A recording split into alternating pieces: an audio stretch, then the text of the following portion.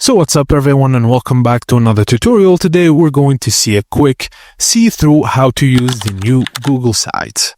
So firstly, go to Google Sites and sign in with your Google account. You'll land on the site's dashboard. Now in another tab, open Google Sites Help. This is useful if you want to get stuck, but you don't need to open it all the time. Now, click the plus blank button. This creates a new empty website you can customize. Take a second look around. From the right side, you'll see tools like Insert, Pages, or Themes. And on the top right, you'll find Preview, Share, or Publish.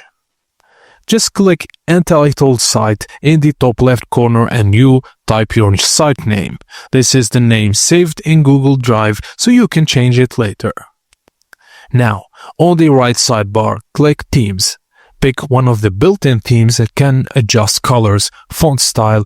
Don't overthink it, everything can be changed later. Now, click Insert on the right to find the page title text to edit it. Choose a layout like image plus text blocks.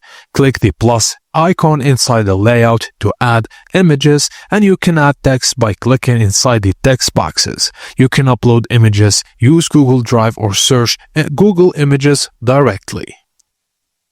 Now click Pages on the right sidebar, then tap the plus button to add a new page and give it a name. Google Sites automatically adds page links to your site's navigation menu.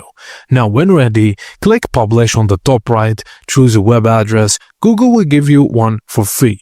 Click Publish again and you can click View or Published Site to see it live. And that's it. Thank you guys for watching, and please don't forget to like and subscribe for more tips and tricks like this.